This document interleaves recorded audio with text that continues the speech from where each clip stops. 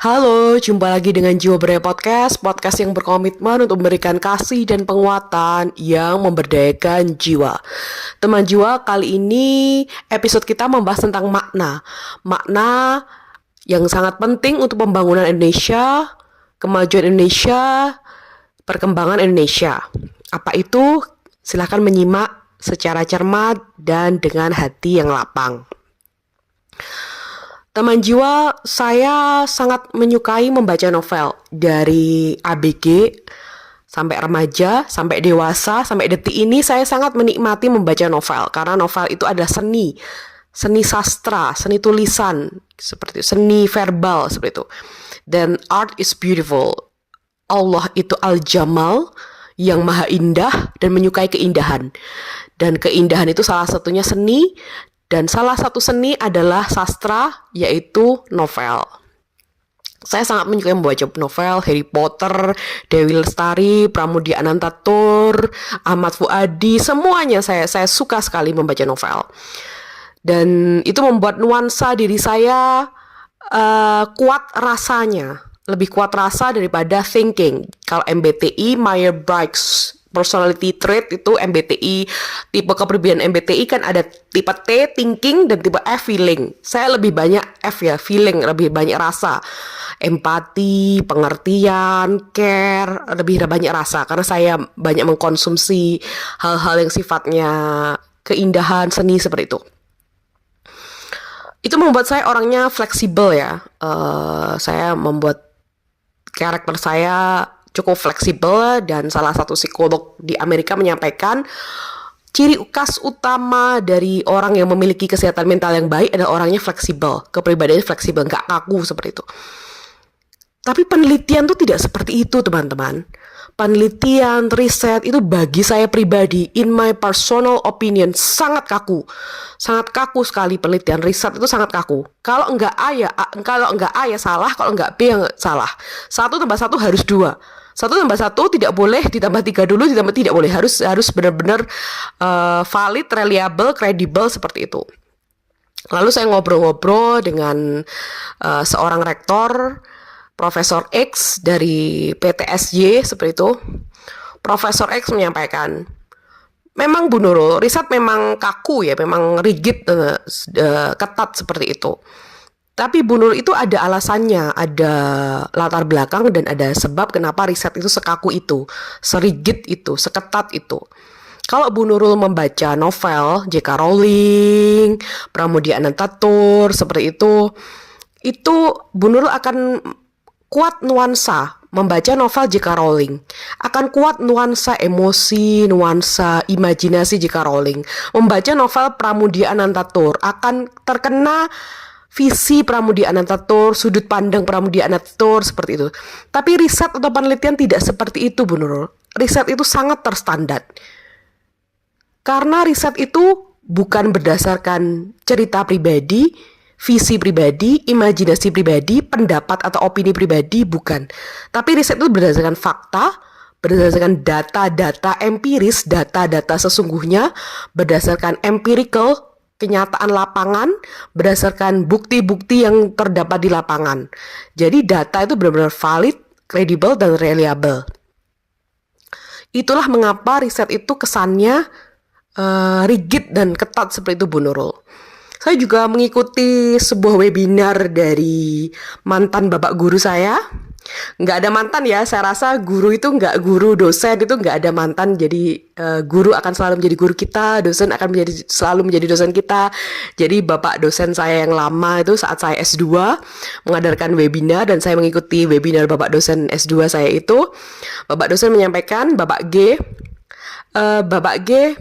bagaimana cara mencintai riset, mencintai penelitian. Sebagai dosen, kewajiban utama itu melakukan penelitian di samping pengajaran dan pengabdian masyarakat. Itu disebut dengan Tridharma perguruan tinggi. Sedangkan hati saya itu belum terpanggil untuk doing research seperti itu. Bagaimana cara mencintai penelitian, sedangkan itu belum dari hati itu. Saya tipe orang yang segala sesuatu persahabatan, cinta, romansa, caring, membantu, melindungi, menguatkan, itu saya semua pekerjaan, mendidik, mengajar, semuanya harus saya lakukan dari hati, harus tulus dari hati. Saya harus mencinta itu, saya harus tulus melakukan itu. Jadi saya bukan tipe yang ya udahlah kewajiban, ya udahlah yang penting kerja. Saya nggak mau. Jadi kerja ya kerja dari hati. Membangun mahasiswa ya membangun karakter mahasiswa, pola pikir mahasiswa itu benar-benar dari hati. Dan itu pun saya terapkan pada riset, di mana riset itu belum dari hati gitu. Saya bagaimana cara mencintai riset, Bapak.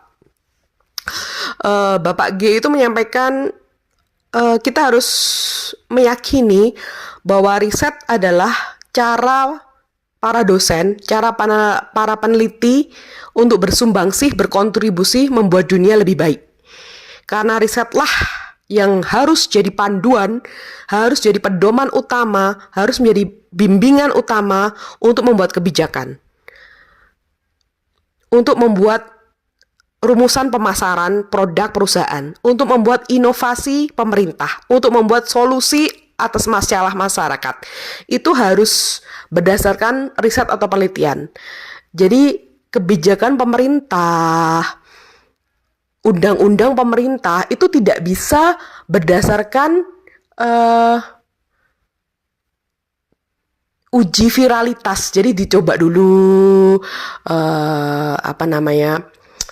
diuji apakah masyarakat menerima apa enggak, rame apa enggak, geger apa enggak, viral apa enggak. Jadi nggak bisa seperti itu, nggak bisa uji coba, trial error seperti itu, tapi benar-benar membuat kebijakan, membuat undang-undang itu harus berdasarkan riset dan penelitian yang benar-benar valid, kredibel, dan reliable, seperti itu.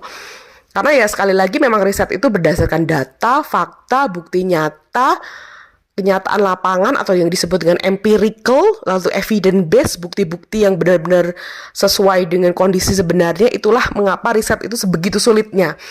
Saya sebagai dosen, menurut saya tridharma perguruan tinggi yang paling berat itu riset membuat penelitian. Saya suka membaca riset, itu suka membaca jurnal, itu suka. Cuma untuk menulis itu memang membutuhkan kecerdasan yang cukup, kecerdasan yang mumpuni, panggilan jiwa, passion, kemampuan, keahlian, kelihayan, seperti itu. Jadi buat para pemerintah, pemegang kebijakan, kepala daerah, itu saya benar-benar mengharapkan supaya kebijakan-kebijakan Anda semua, jenengan semua itu benar-benar dilakukan, diterapkan, dibuat, dirancang berdasarkan sumber riset yang valid, kredibel, dan reliable, seperti itu. Dan juga para pemimpin perusahaan, sudah saatnya perusahaan-perusahaan itu bekerja sama dengan kampus-kampus ya, dengan universitas-universitas. Karena apa?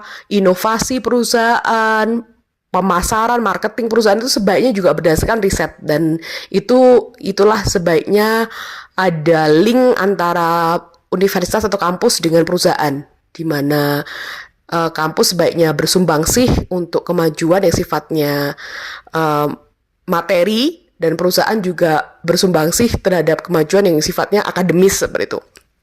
Jadi simbiosis mutualisme untuk Indonesia yang lebih baik, seperti itu. Terima kasih sudah mendengarkan apa yang Jiwa Berdaya sharingkan. Darah kita sama, jiwa kita sama, merah putih Indonesia.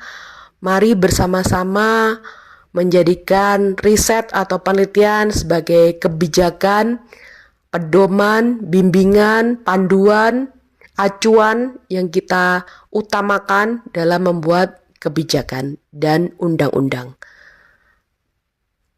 Salam bertumbuh dan berdaya, salam teman jiwamu.